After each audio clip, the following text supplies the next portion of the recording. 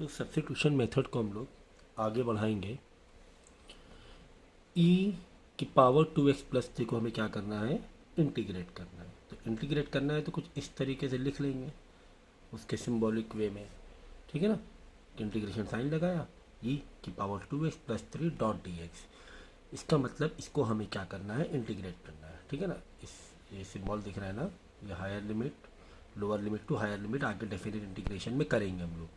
फिलहाल इस शक्ल को समझो। अगर ऊपर ये नहीं लिखा हुआ इंटीग्रेशन करो तो ये शक्ल तुम्हें क्या बताएगी कि इस डॉट डी एक्स मतलब जो मल्टीप्लाई में डी एक्स होता है, इसका मतलब ये होता है कि इसको हमें क्या करना है, इंटीग्रेट करना है। क्या करना है, इंटीग्रेट करना है। तो अब ये ऐसे दिया हुआ था तो कैसे पता चलेगा सर ये इंटीग्रेट करना है कि डिफ्रेंशिएट करना है। तो आपको यहाँ पे लिखा होगा कि इंटीग्रेट करो, इंटीग्रेट करो।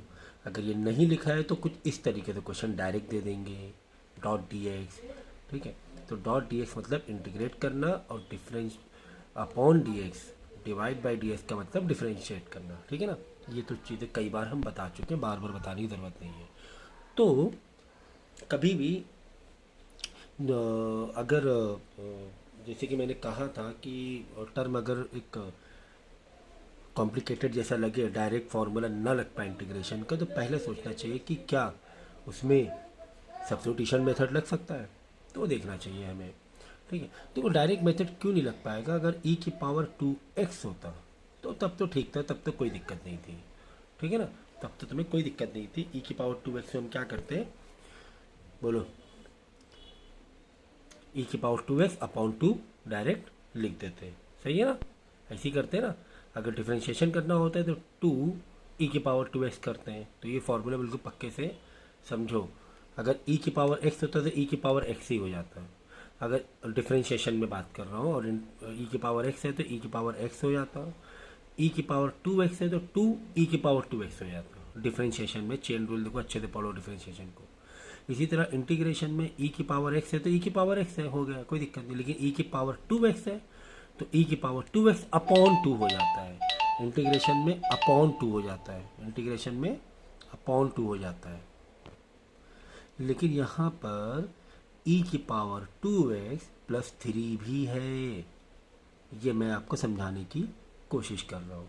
e की पावर 2x प्लस 3 भी है, तब आप इसको डायरेक्ट तौर पे डायरेक्ट फार्मूला से नहीं कर पाओगे।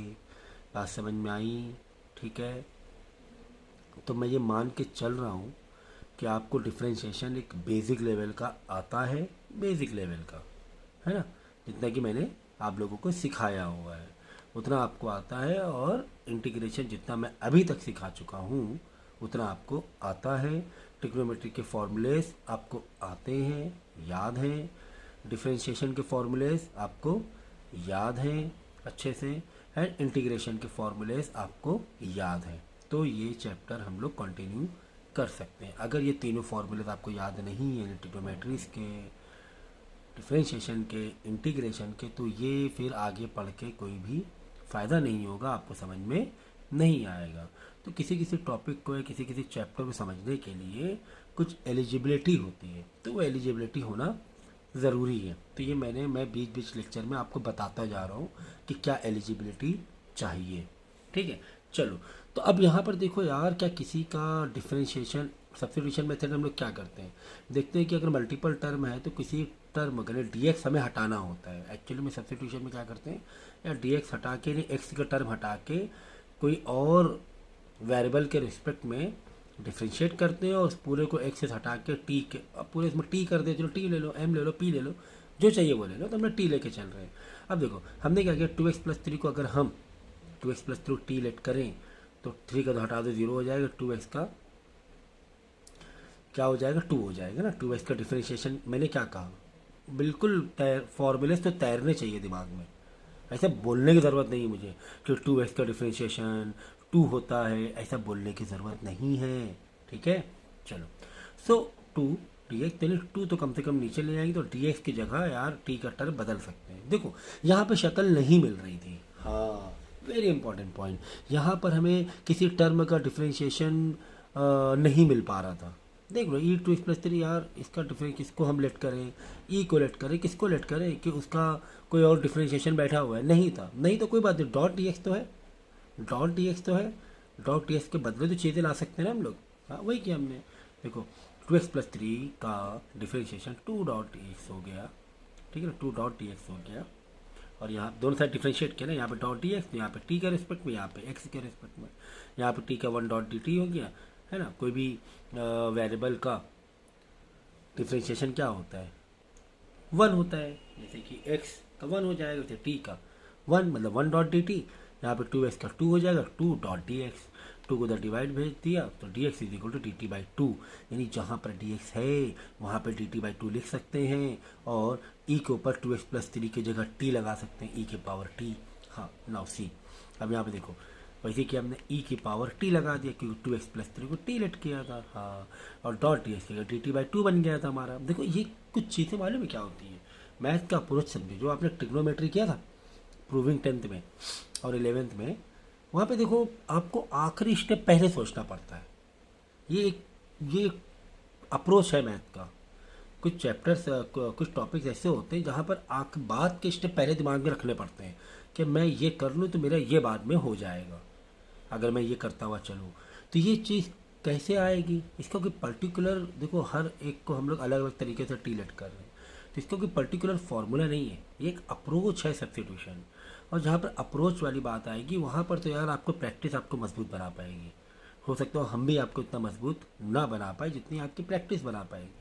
तो ये जो क्वेश्चंस हैं जहाँ पर मेंटल मैथ लग रही है, जहाँ पे बात के स्टेप पहले से सोचने पड़ रहे हैं, ये आपको प्रैक्टिस आपको स्ट्रांग बना पाएगी। तो इतनी ज़्यादा प्रैक्टिस करो, जब यही सब क्वेश्चन को 10-10 बार 12-12 बार कर लोगे ना, अपने आप देखना फिर वो एक हलवा टाइप लगने लगेगा कि हाँ यार ये तो आता है ना। कुछ चीज़ें क्या होती हैं, जैसे कि कोई किसी डेस्टिनेशन में पहुंचना है आपको, रास्ता आपको याद नहीं है, ठीक है, आपने लेफ्ट राइट लगाकर मेंटल मैथ लगा के पहुंच गए, एक बार पहुंच गए, दोबारा आओगे उसी रास्ते, दोबारा आपको दिक्कत होगी लेकिन फिर भी पहुंच जाओगे, फिर तीसरी बार, चौथी बार, पांचवी बार, 8-10 बार जब आप वो एक सेम डेस्टिनेशन में जाओगे उसी रास्ते से, अपने आप माइंड में देखना कितना पक्का हो जाएगा, कितना फ्लो बन जाएगा। तो जो क्वेश्चन आपको लग रहे हैं 10 मिनट, 6 मिनट, 7 मिनट करने में, वो क्वेश्चन आपको प्रैक्टिस करोगे करोगे करोगे 1-1, 2-2 मिनट में होने लगेंगे, है ना। बार बार जब देखो क्यों बोला जाता है, अगर आप लोग को लगता नहीं सर ये तो मैंने कर लिया मुझे आता है, तो बार बार प्रैक्टिस करने के लिए क्यों बोला जाता है, जिससे कि फ्लो बन जाए। क्या बन जाए, फ्लो बन जाए, कि वही क्वेश्चन जो पहले 5 मिनट में 6 मिनट में कर रहे थे, अब वो क्वेश्चन हम 1-1 मिनट में करने लगे, है कि नहीं। चलो so A T dot D T by two, ये हमने वैल्यू को सब्स्टिट्यूट करके पूरी पूरी लिख दी।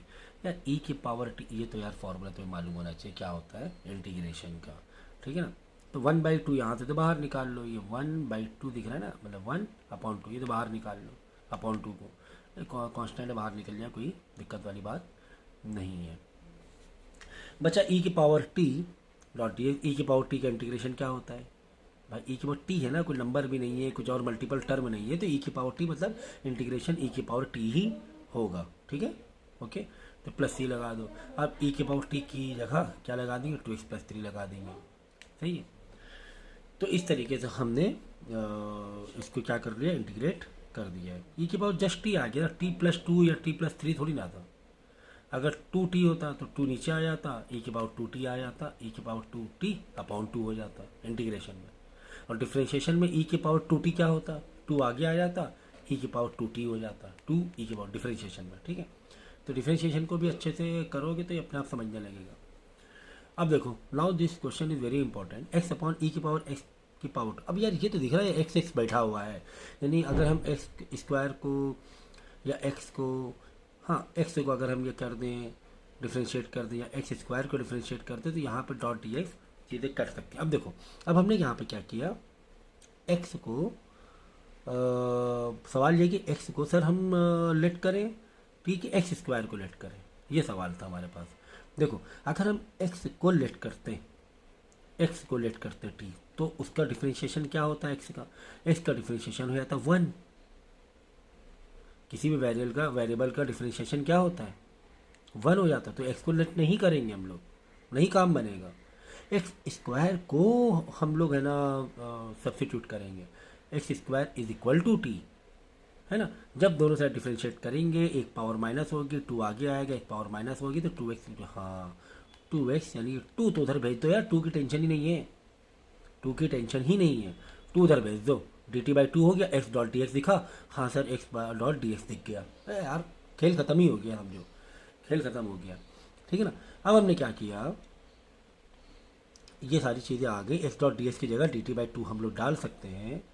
और यहाँ पर अब सवाल ये कि सर ई को हम ई एक्स स्क्वायर, चलो अच्छा, तो ई की पावर क्या ले लोगे आप, टी ले लोगे, ई की पावर क्या ले लोगे टी, ये दूसरे उससे किया गया, मैं जैसे बता रहा हूँ देखो, ई की पावर टी लोगे, अब टी ऊपर जाके क्या हो जाएगा, पावर माइनस हो जाएगी, ये वाला देखो यहाँ पे दिया हुआ है, ठीक है, यहाँ पे दिया हुआ है, ठीक है, ये हटा दो, तुम ये वाले मेथड से करो, सही है।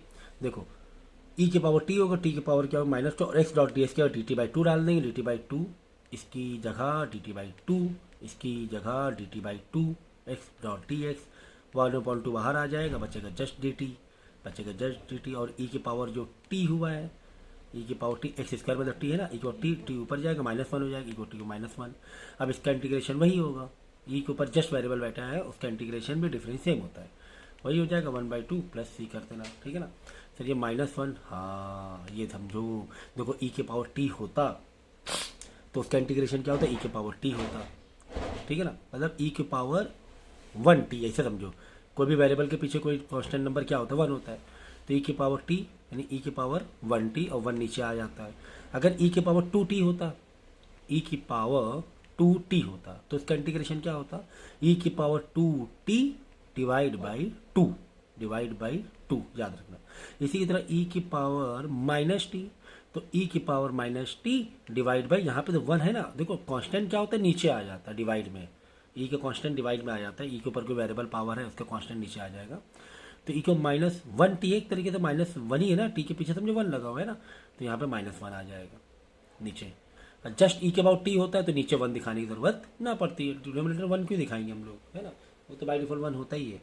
तो ई की पावर -1t, मतलब ई की पावर -1t, माइनस में 1 बोल रहा हूँ इधर ना, ई की पावर -1t अपॉन कॉन्स्टेंट नीचे -1, ई की पावर -2t होता तो उसका इंटीग्रेशन होता ई की पावर -2t अपॉन -2, ठीक है ना। तो इस चीज़ को समझो ज़रा, तो बाद में माइनस को तुम इधर ऊपर ले लो, इस तरह आंसर दिखा दो, नीचे डिनोमिनेटर माइनस नहीं रखा जाता, ऊपर ले लेते हैं, यार बहुत बेसिक चीज़ें हैं। इसी तरह ये देखो, अब मैंने क्या कहा, भाई फार्मूलेस का खेल आया है, बहुत बहुत फार्मूलेस का खेल है कि tan इनवर्स x दिखा तुम्हें, तो तुम्हें मालूम होना चाहिए tan इनवर्स x का जो इंटीग्रेशन होता है 1/1 + x² होता है।